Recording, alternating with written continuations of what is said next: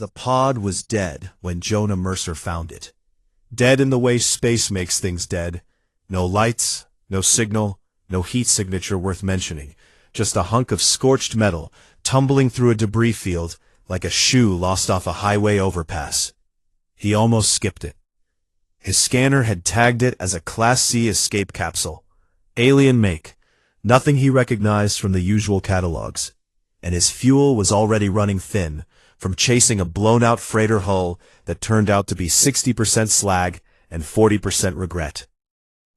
But something about the way the pod spun bothered him. It was too slow.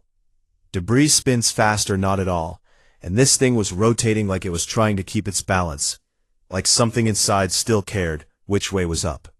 Jonah scratched the back of his neck, where the skin was permanently irritated from his suit collar, and muttered a word his mother would have hated. Then he fired the grapple against his ship's cargo lock with a sound like a church bell dropped down a stairwell. And Jonah winced because his ship, the Kettle, named for the noise it made during atmospheric entry, was held together by spit, prayers, and a maintenance schedule he had ignored for the better part of 2 years.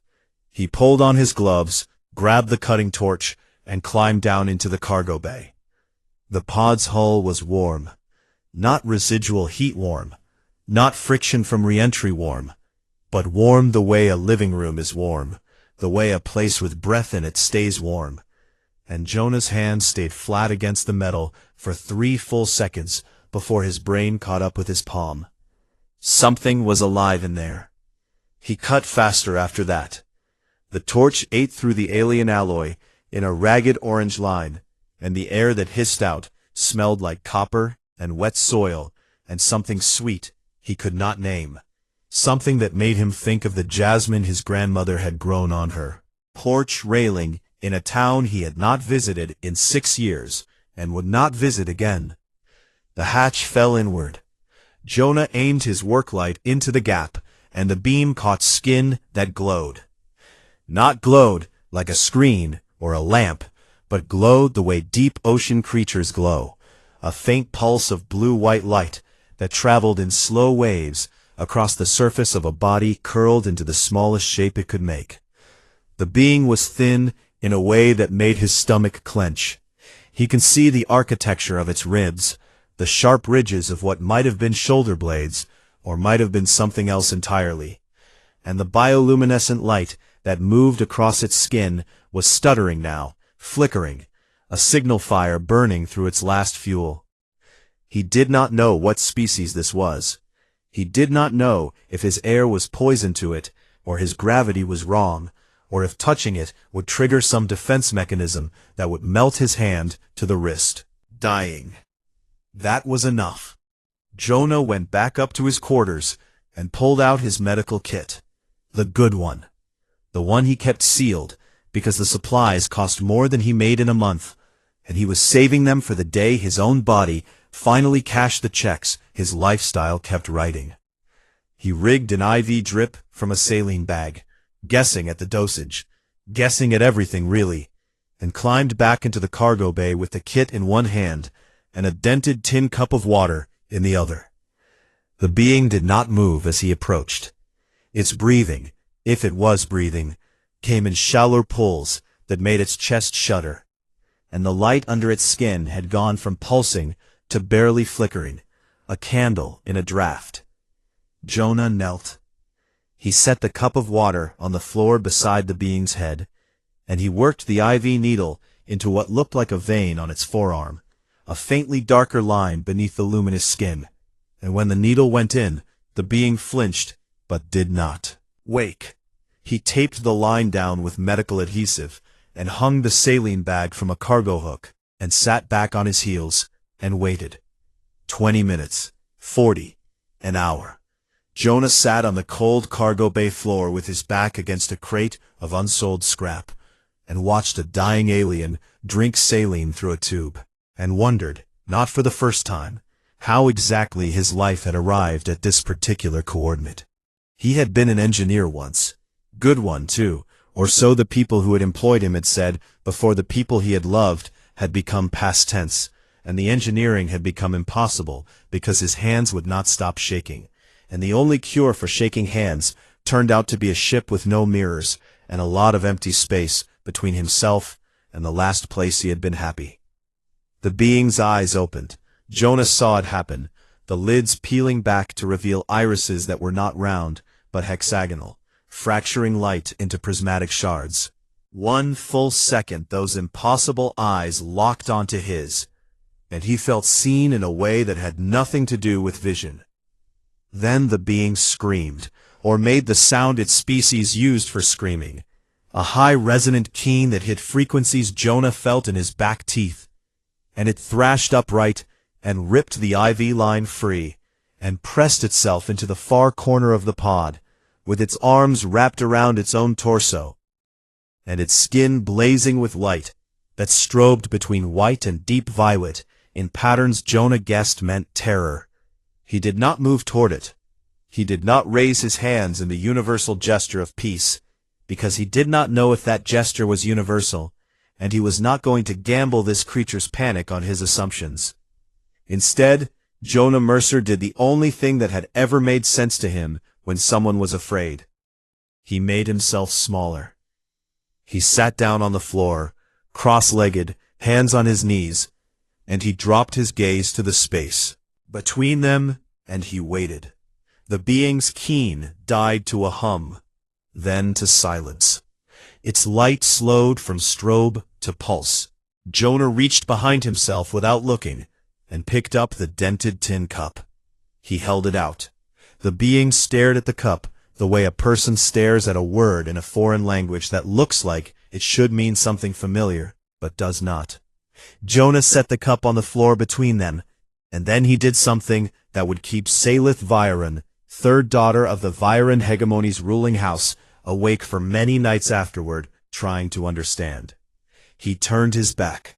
He simply stood, turned around, and walked to the cargo bay's far wall, where a hull panel had been rattling loose for 3 weeks, and he picked up a wrench and started tightening bolts. Behind him he heard nothing for a long time, then the faint scrape of the tin cup lifting from the floor, then silence, then the sound of drinking. Tightened his bolts and did not look back, and the kettle groaned its way through the stars, and in the cargo bay, a creature from a civilization that had mapped 1,000 worlds and catalogued 10,000 species sat in a wrecked escape pod and tried to fit a human into a framework that had no slot shaped like him. She could not. She drank the water. She watched his back, this soft, unarmored, defenseless back he had offered her like it was nothing, and in the language of her people, she had a word for what he had done. The word translated roughly to either madness or gift, depending on which century's dictionary you used. She finished the water, and set the cup down, and pulled her knees to her chest, and watched him work. And the light under her skin, for the first time in 11 days, held steady. 3 weeks, on a ship the size of a 2-bedroom apartment, with a creature whose language sounded like wind chimes, arguing with a cello. That was Jonah's life now. The kettle had never been built for 2, and it showed its displeasure in every groan of the bulkheads, every rattle of the air recycler, struggling to process a second set of lungs that breathed something slightly different than what it was calibrated for. Jonah adjusted the oxygen mix by trial and error, watching the alien's bioluminescence the way a gardener watches leaves. When the light ran smooth and blue, she was comfortable. When it flickered orange, she was not. And he tuned the air until the blue held steady and pretended this was normal.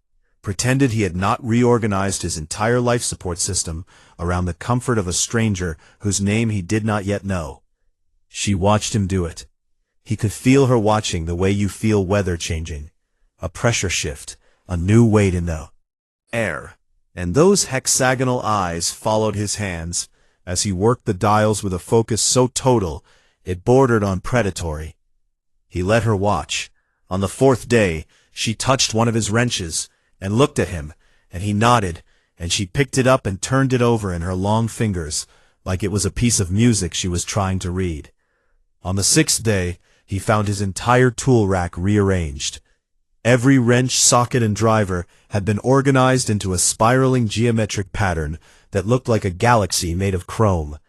And it was genuinely beautiful, and also completely useless, because he could not find his 10mm, and he needed his 10mm the way a surgeon needs a scalpel. "No," he said, pointing at the spiral. She tilted her head. "No," he said again, and dismantled her galaxy, and put everything back in order of size. The next morning the tools were in a different spiral. This one was tighter, more compact, and he was almost unable to believe what he saw. Sure, it was a rebuttal. He stared at it for 15 seconds, made a sound in his throat that was not quite a laugh, and left it. She won the tool rack. He won the food schedule. Jonah had a system. He ate twice a day, same times, same portions. And when the alien sat across from him at the narrow fold-down table, he split everything exactly in half. This was not generosity in his mind. It was just math. 2 people, 1 supply, divide evenly. But the alien stared at the equal portions as if he had laid a trap. And for the first 3 meals, she did not eat until he had finished, her eyes tracking every bite he took, with the intensity of someone memorizing a code. On the 4th meal she pointed at his plate, then at hers, then held up 2 fingers on each hand. "Same," Jonah said. She repeated the gesture. "Same," he said again. Something moved behind her eyes. Not understanding exactly, but the shadow of understanding. Shape of a door she had not known existed, and she ate. After that, she ate with him. Never before him. Jonah noticed this and filed it in the growing catalog of things about her that did not add up. Things that suggested wherever she came from, equal was not a concept that came naturally. He poured her coffee on the 9th day. Not because he thought about it, not as a gesture, just because the pot was in his hand and her cup was closer, and so he poured hers first, and then his own, and sat down, and that was the end of the sequence in his mind. It was not the end of the sequence in hers. She looked at the coffee as if it had spoken to her. She looked at him as if he had changed shape. He did not notice any of this, because he was reading a repair manual for a coupling joint that was making a sound he did not like.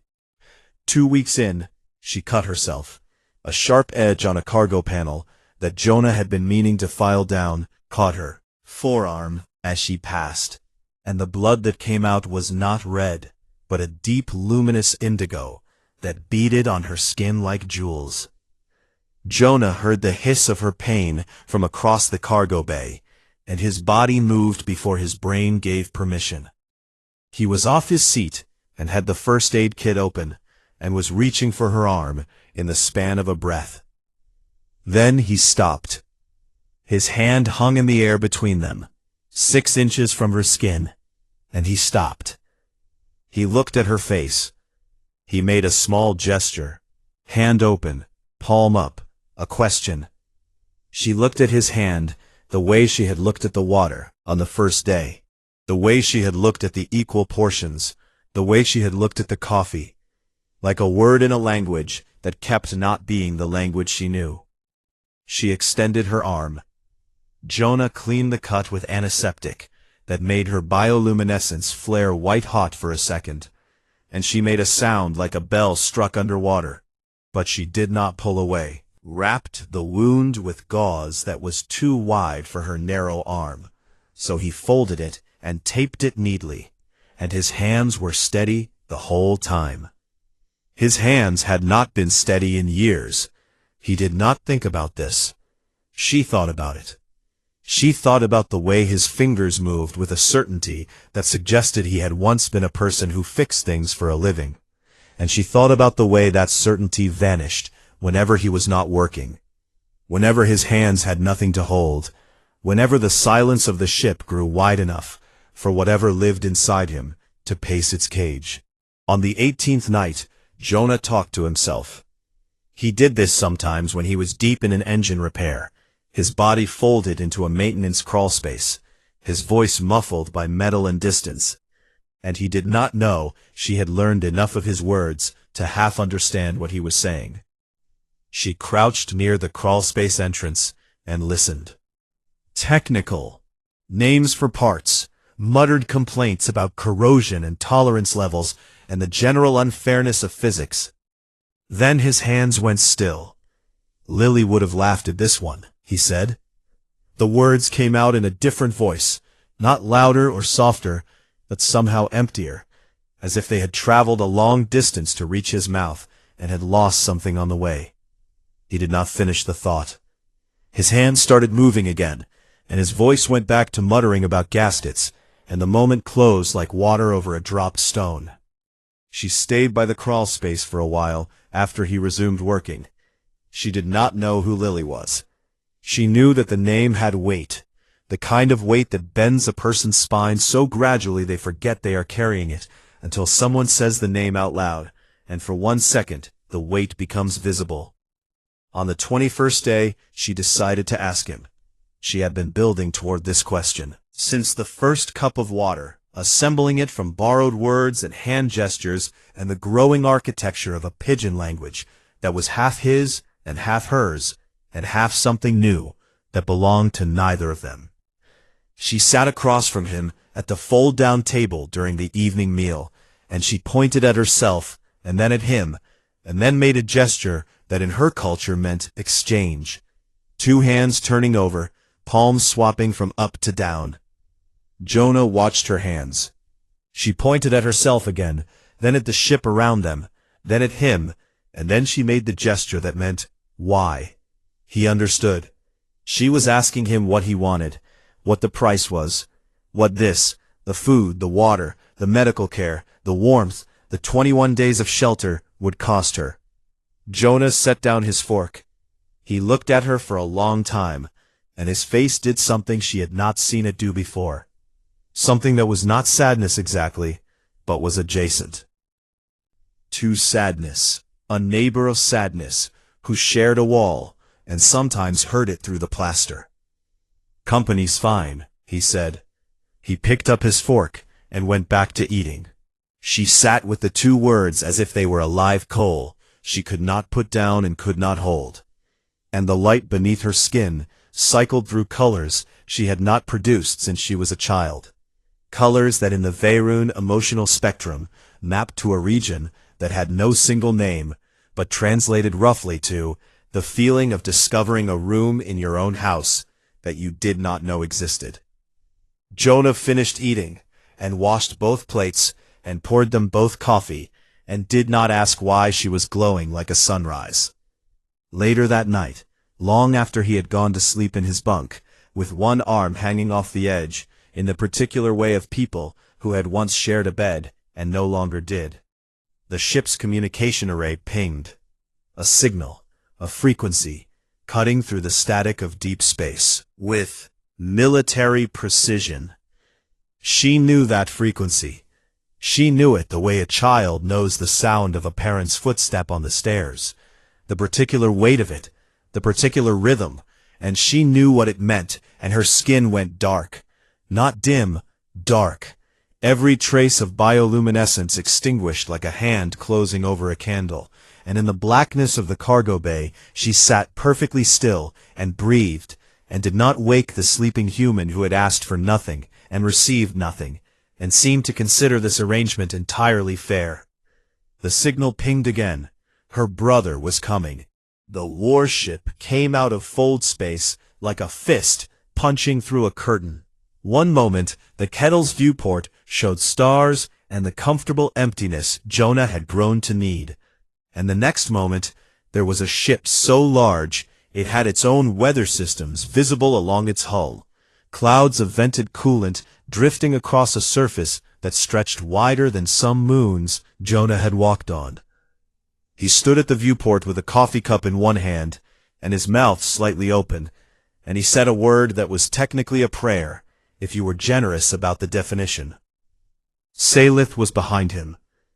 She had been behind him for 3 hours since before the ship had appeared, standing in the doorway of the cockpit with her skin completely dark and her arms folded across her chest, in a posture Jonah had never seen from her.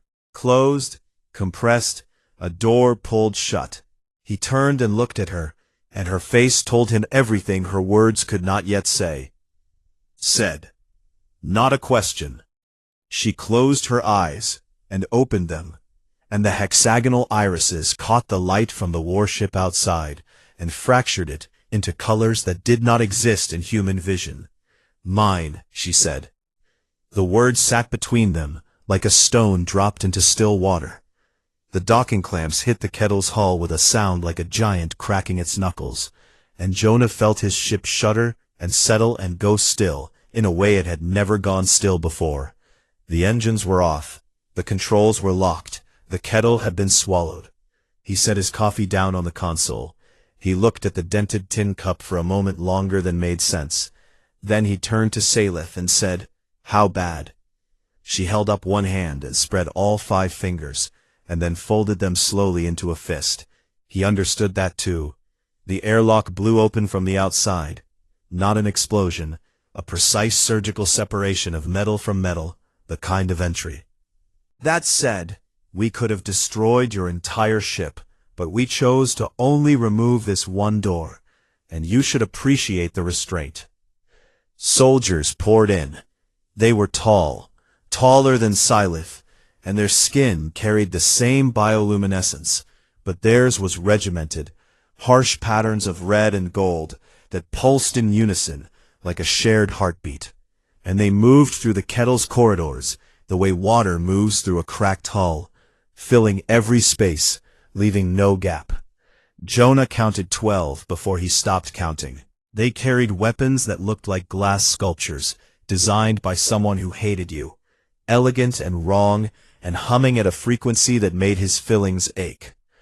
Behind the soldiers came one more. He was taller than the rest, and his bioluminescence was not red and gold, but deep violet, edged with silver, the same violet Syleth's skin produced during fear, except on him it read as something else entirely, something that said, "I am the thing." That fear was invented to describe Commander Rafe Viren, first son of the Hegemony's ruling house, walked onto Jonah's ship with the unhurried stride of a person who had never in his life encountered a door that did not open for him.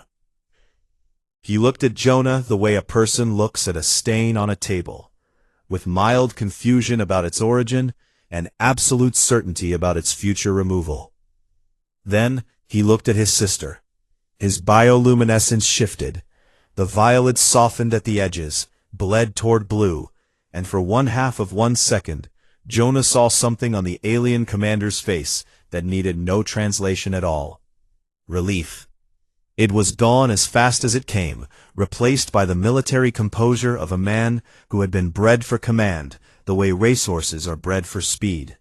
But Jonah had seen it, and he filed it away in the part of his brain that understood things about people, regardless of how many arms they had, or what color they bled. Wraith spoke to Salith. In their language, the sounds were beautiful and sharp, like ice being carved by a jeweler. And Jonah could not understand a word, but he could read the rhythm. Question, accusation, demand, question again. And he could read Salith's body as she answered, the way her spine straightened incrementally with each response, the way her skin stayed dark. Wraith turned to Jonah. He spoke a single sentence, and a device on his collar translated it into flat mechanical English. "You are the one who took her." It was not a question either. "Found her," Jonah said. The translation device on Wraith's collar processed this and produced a sound in Viren. And Wraith's expression did something complicated.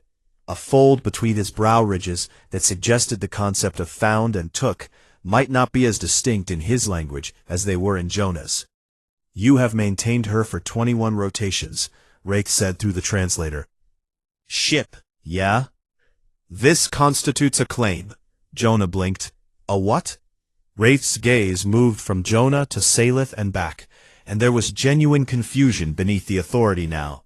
The kind of confusion that comes when a simple equation produces an answer that should not exist. "A claim of ownership," the translator said. established through provision of resources, shelter, and physical maintenance of a recovered individual, as codified in hegemony salvage law, articles. I didn't claim anyone, Jonah said. You provided sustenance. She was hungry. You provided medical treatment. She was hurt.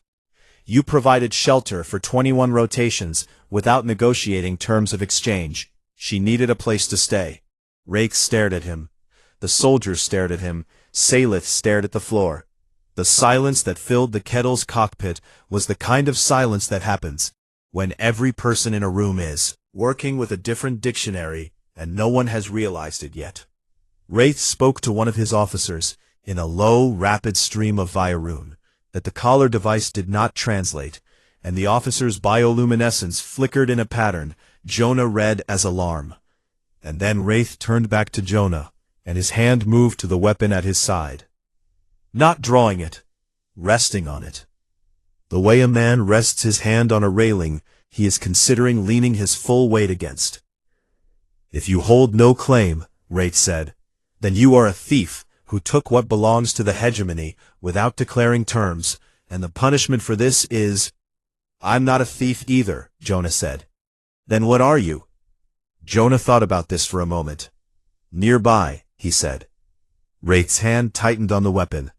And here was where a smarter man would have stepped back, would have calculated angles and odds, and the very basic mathematics of 1 unarmed human versus 12 armed soldiers and 1 warship commander whose biceps were wider than Jonah's thighs.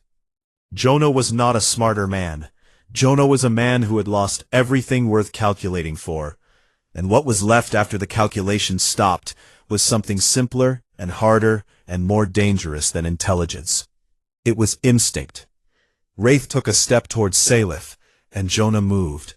Not fast, not aggressive, not with any of the posturing that Wraith's training had prepared him to read and counter. Jonah simply stepped sideways and stood between them, a nobody in engine grease-stained coveralls with a knee that clicked when it rained, and hands that had once built things, and now mostly just kept a dying ship alive, standing between a military commander of an interstellar empire and his own sister, as if this were a reasonable thing for a body to do. Wraith stopped. Not from threat, from data failure. Every Viren could read bioelectric fields the way humans read faces. It was their primary sense for intention, for hierarchy, for the unspoken mathematics of who is dangerous and who is prey, and who wants what from whom. Wraith read Jonah's field and found something that should not exist. The human was protective. The human was not possessive. These two signals had never, in all of Wraith's training, in all of Viren recorded history, occurred simultaneously in any species, because protection without possession was a paradox, a circle with corners, a sound with no source. Wraith's hand lifted from his weapon, not because he chose to, because his instincts, older than his training, read the signal and did not know how to classify it as a threat.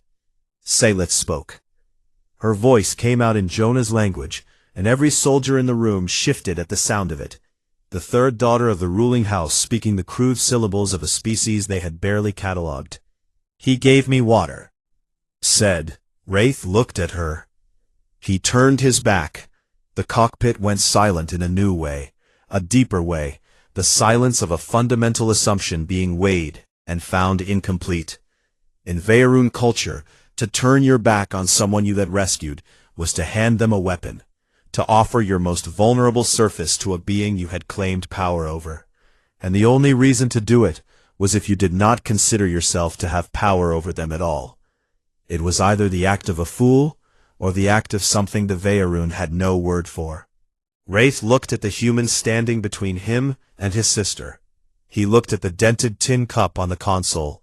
He looked at his sister's arm, still wrapped in human gauze, and at her skin, which was no longer dark, but glowing in a color he had not seen on her since before their father had begun training the softness out of her. A steady, even, warm blue, the color of safety, the color of a body that had decided, against all evidence and reason, that it was home. Wraith sheathed his weapon. He did not understand. He did not need to. His sister was calm, and she had not been calm in years, and the human with the bad knee and the engine grease was standing in front of her with his back available to her hands, and he did not seem to think this was brave. He seemed to think it was obvious. Wraith gave an order to his soldiers, in a voice that had gone quiet in a way that made them more afraid than his shouting ever had. They lowered their weapons. Jonah did not move from where he stood.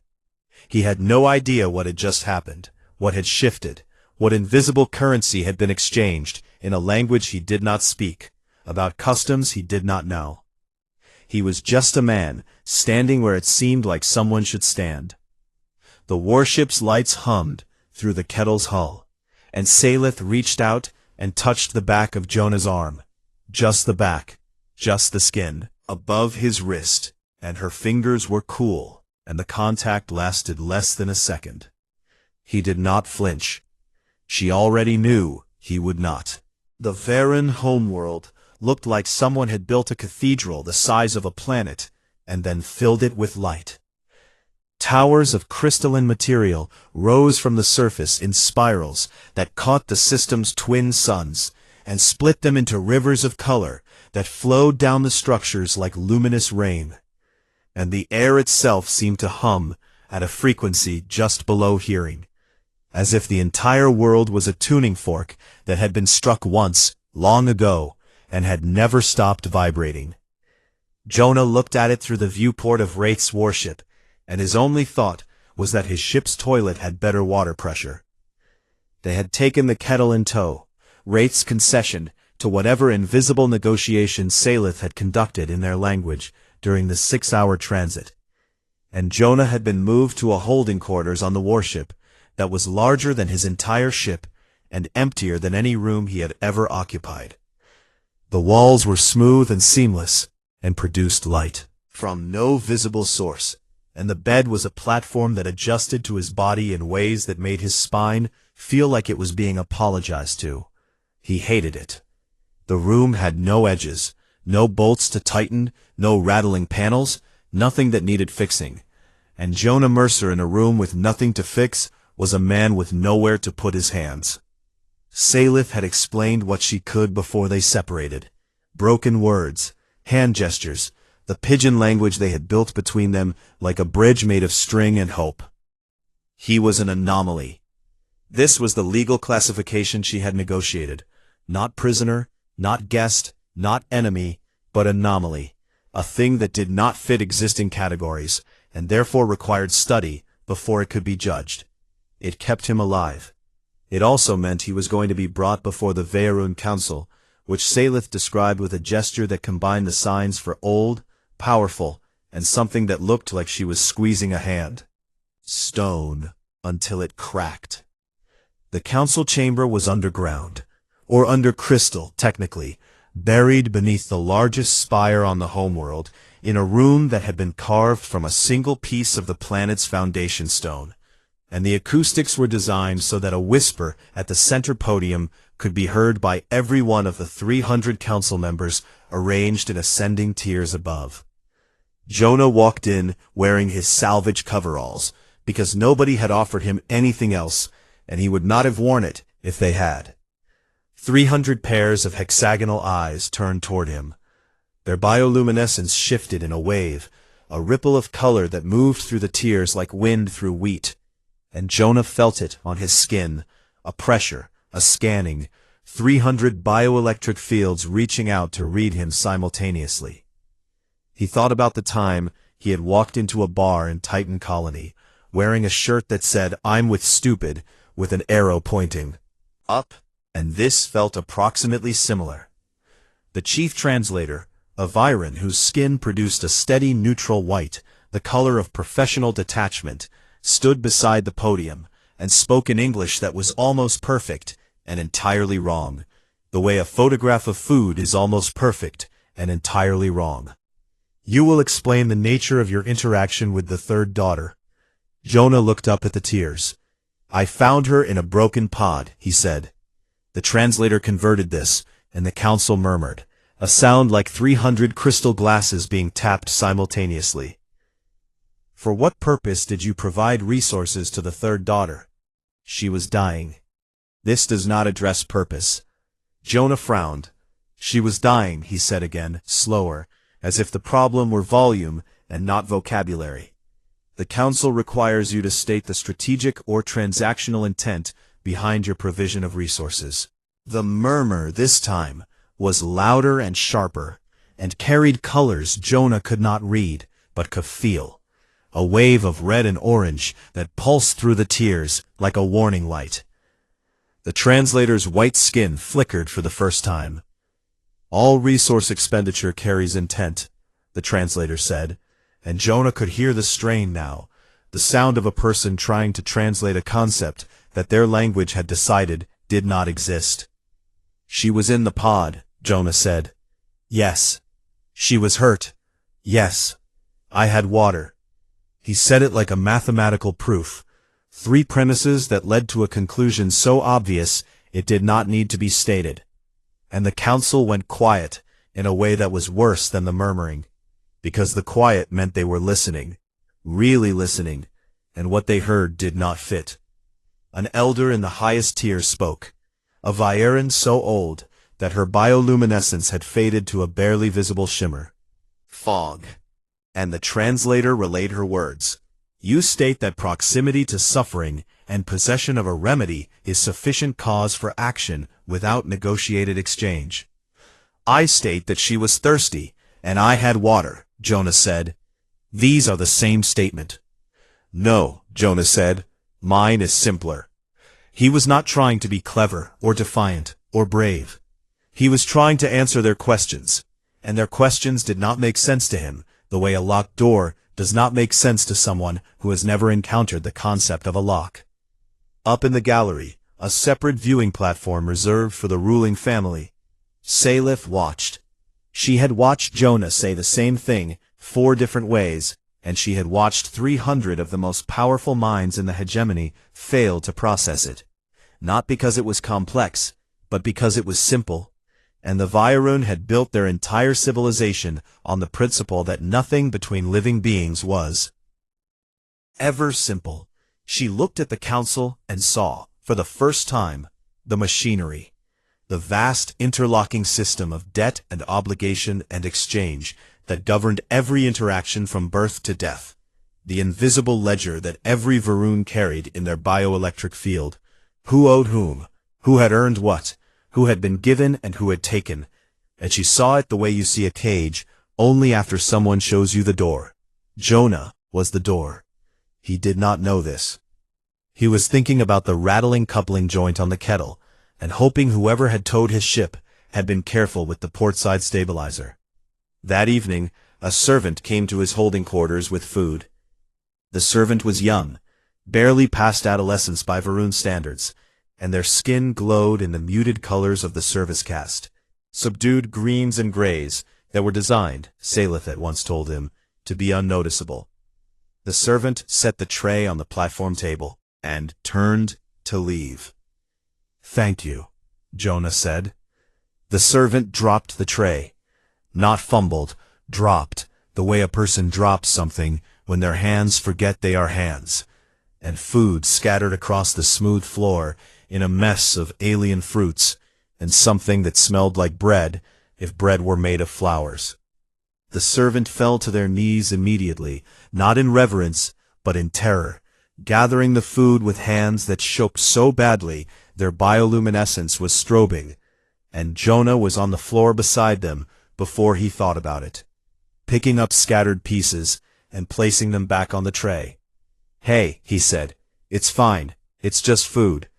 The servant looked at him from the floor with eyes that were wide and young, and full of a confusion so total it had circled all the way around to something that looked like wonder. No one had ever thanked a servant. The word existed in Veyron. The concept was not foreign. The grammar was available. Could be produced by any Veyron mouth. But it had never been directed downward, never flowed from someone with power to someone without it. and the servant on the floor, with alien bread in their trembling hands, had just experienced a linguistic event that their entire culture had declared impossible, through the simple method of never doing it. Jonah helped them reload the tray and said, "What's your name?" The servant said a sound that Jonah's mouth could not reproduce, so he said, "Can I call you Sam?" And the servant made a noise that might have been a laugh if laughter were made of bells. The servant left. Jonah ate his dinner and did not know that Sam went back to the service quarters and told 11 other servants what the human had said. By morning, 70 servants knew. By the following evening, the number was in the thousands. Salith came to his quarters late that night. She sat on the floor because Jonah was sitting on the floor. Had found it more comfortable than the platform that tried too hard. And they sat together in the humming silence of the homeworld. And she said, in the language they had built together, "The council does not know what to do with you." "That makes all of us," Jonah said. She almost smiled. "Jonah," she said, and it was the first time she had used his name, the first time the sounds had come out of her mouth, shaped by intention rather than practice. "Where is your home?" He looked at the seamless wall. "Don't have one." He said it the way he said everything that mattered, flat, factual, like reporting a measurement. And his hands were still in his lap. No wrench to hold, no bolt to turn, nothing between him and the sentence.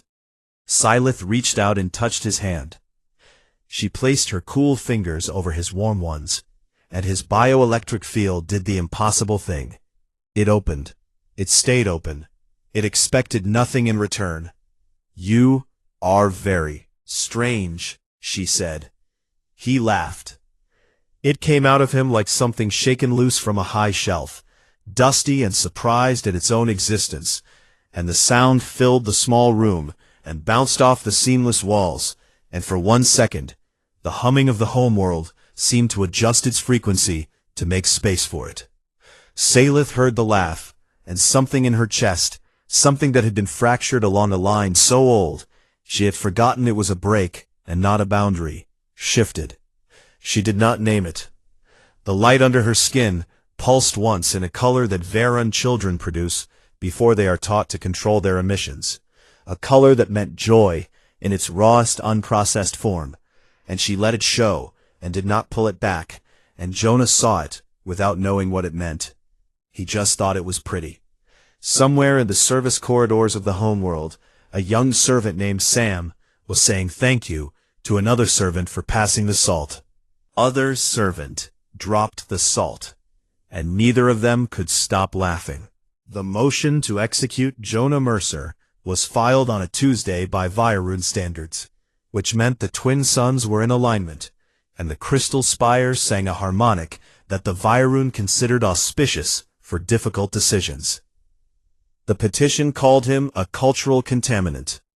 This was technically accurate. In the 9 days since his arrival, the servant caste had begun saying thank you to each other, and the phrase had spread through the lower levels of the homeworld with the speed and unstoppability of a sneeze in a quiet room. It was not the words themselves that frightened the upper castes. It was what the words implied, that gratitude could flow in directions their society had never permitted, that the invisible ledger of debt and obligation might have entries that no one had authorized, that the foundation stone of the hegemony might have a crack in it, shaped like a man with engine grease on his neck. Councilmember Torath, whose bioluminescence ran in the deep authoritative crimson of the judicial caste, presented the motion with the calm precision of someone removing a splinter. The anomaly's presence has introduced behavioral patterns inconsistent with hegemony social architecture, the translator relayed to Jonah, who was standing at the center podium again in his salvage coveralls, which now had a coffee stain on the left pocket that he had not noticed. The recommended corrective action is permanent removal. That means kill, Jonah said. That is a reductive translation, but accurate. The translator paused. Accurate, the translator confirmed. Jonah looked at the 300 faces above him, the tiers of light and color and ancient power, and he thought about his ship and his tools, and the coupling joint, and the fact that he had never in his life been important enough to kill on purpose. And the absurdity of it landed on him like a bird on a wire, weightless, almost funny. He did not speak. He had learned in his 3 weeks with Salith that sometimes not speaking was the loudest thing a person could do. In the gallery above, Salith stood. She had been standing since the motion was read, her body rigid, her skin cycling through colors so fast it looked like static, and beside her Wraith stood, with his hand on her arm, not restraining, steadying, the way you hold a glass that is vibrating at a frequency that might shatter it. "You cannot," Salith said to her brother in Vairun. "The Council's authority. You cannot let them," she said, and her voice had dropped into a register that Wraith had not heard from her since they were children. Since before their father had begun the process of teaching the ruling house's daughters that their feelings were architectural flaws to be corrected. Wraith looked at his sister. He looked at her skin, which had been dark for years, muted, controlled, the carefully managed output of a woman who had learned to make herself less visible in her own home. And he looked at the way it was blazing now, unchecked, a spectrum of colors that said everything she had been trained to never say. "He is one human," Wraith said. "He is a door," Salith said. Wraith did not understand this, but he understood his sister's face, and the translation was close enough. Salith walked out of the gallery, the spiraling corridor that connected the observation level to the council floor, and her footsteps on the crystal surface produced a sound that the acoustics of the chamber carried to every tier, and by the time she reached the chamber floor, every council member's bioluminescence had shifted toward her, pulled like iron filings toward a magnet. She did not go to the podium. She went to the water. Every council chamber had a ceremonial basin near the entrance, same foundation stone as the chamber itself, and the water in it was used for the Vairun rite of opening, a gesture that had not been performed in living memory because its meaning had become obsolete. To offer water was to offer sustenance without terms. To turn your back after offering was to surrender the advantage that generosity provided.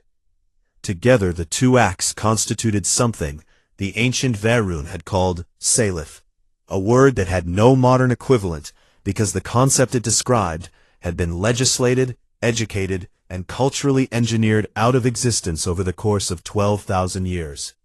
Salith filled a cup from the basin. The cup was crystal, not dented tin, but her hands held it the same way Jonas had, loose, easy, like it was the simplest thing in the world, like the weight of it was nothing.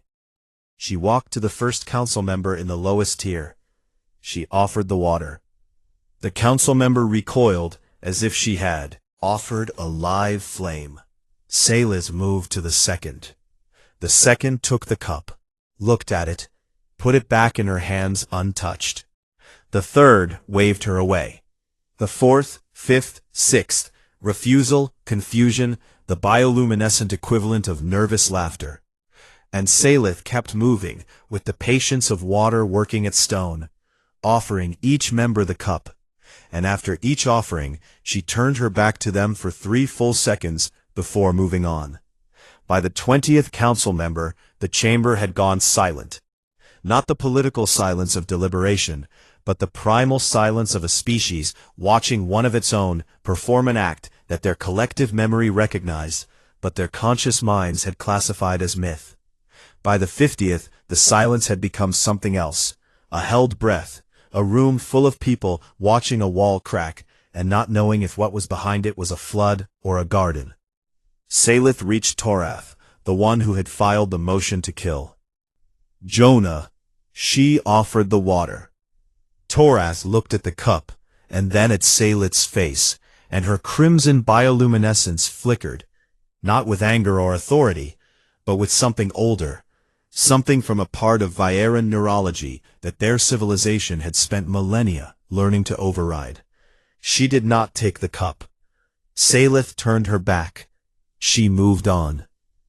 When she had offered water to every council member and turned her back 300 times and received the cup back 297 times untouched, she returned to the center of the chamber and stood beside Jonah. He looked at her. "What are you doing?" he whispered. "Something you taught me," she said. "I didn't teach you anything." "I know," she said, and this was the truest thing either of them had said since they met. A sound came from the chamber entrance. Footsteps, not the measured stride of council members or the crisp rhythm of soldiers, but a softer, less certain sound. The sound of people who were not accustomed to being heard, walking into a space where they had never been permitted to walk. Sam entered first. The young servant's bioluminescence was muted green, service-cast colors, and their hands trembled.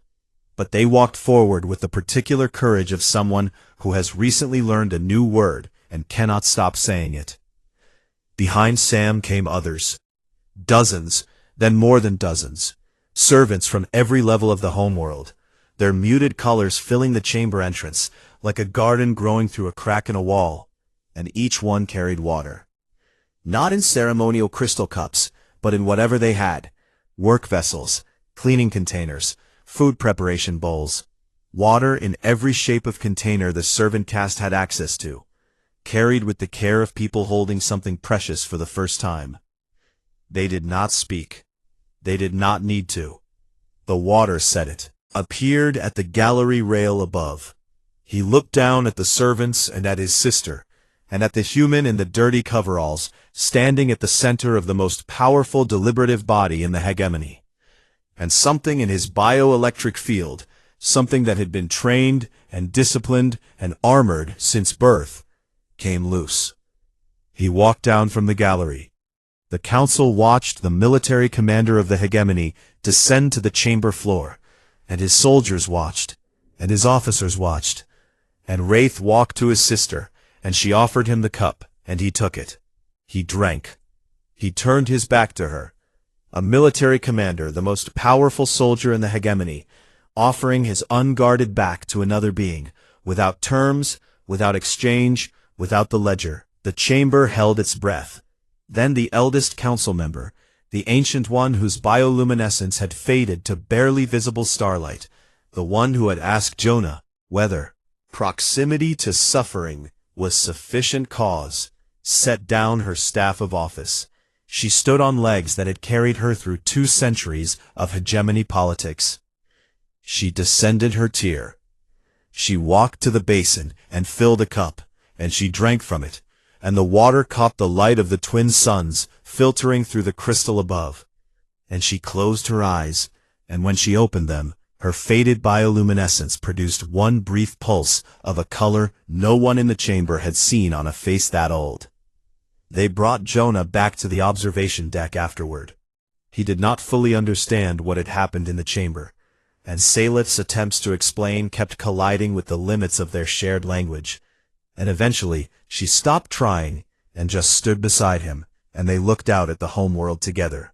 Below them, the crystal spires caught the twin suns and scattered light like living things, and somewhere in those spires, a civilization that had spent 12,000 years building a perfect system of obligation and hierarchy and debt, was beginning the long and painful and necessary work of asking whether perfection was the same thing as goodness.